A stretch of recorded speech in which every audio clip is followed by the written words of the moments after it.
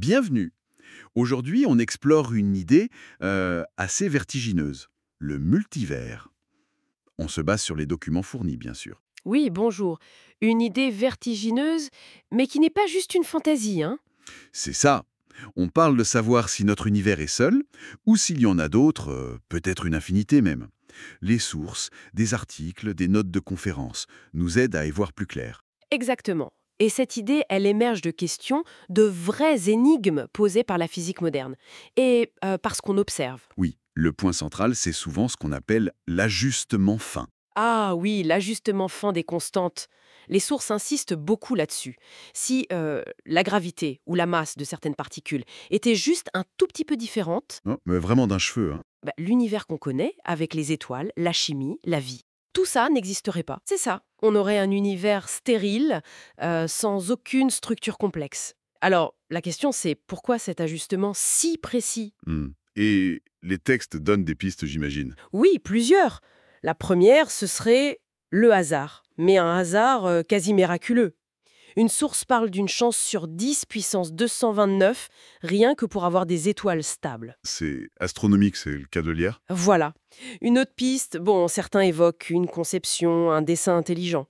Et puis, il y a cette fameuse hypothèse du multivers. Les multivers. S'il existe un très grand nombre d'univers, peut-être une infinité, chacun avec des lois ou des constantes un peu différentes. Alors, Alors il devient logique, presque banal, qu'on se trouve, nous, dans l'un des rares univers où les conditions permettent notre existence. C'est le principe anthropique. d'accord, notre existence comme un filtre, en quelque sorte. Mais scientifiquement, elle vient d'où cette idée de multivers? Ce n'est pas une théorie unique. Non, non, c'est plutôt une conséquence qui semble émerger de plusieurs théories physiques différentes. C'est ça qui est frappant. Ah oui. Lesquelles, par exemple? Les sources en citent plusieurs. D'abord, l'inflation cosmique. Cette expansion ultra rapide juste après le Big Bang. Oui. Elle aurait pu créer plein d'univers bulles distincts, comme des bulles dans de l'eau bouillante si on veut. D'accord. Une image. Ensuite, il y a la mécanique quantique, dans l'interprétation d'Everett, dite des mondes multiples. Mhm.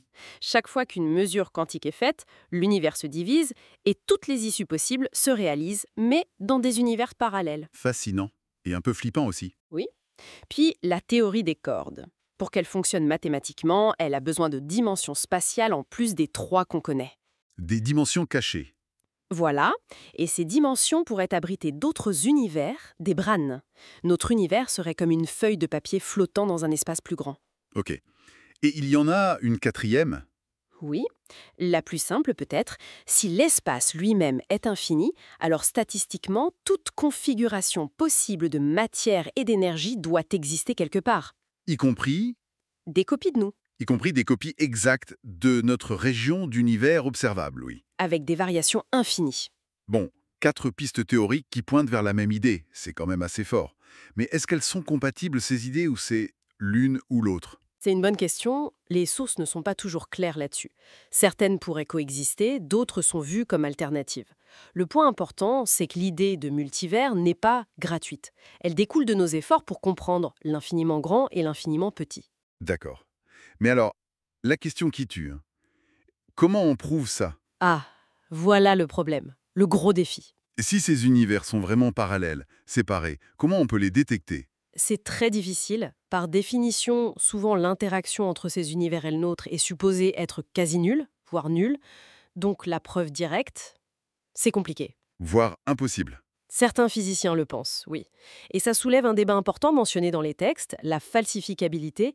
Est-ce que c'est encore de la science si on ne peut pas tester l'hypothèse, si on ne peut pas prouver qu'elle est fausse? Le critère de Popper. Exactement.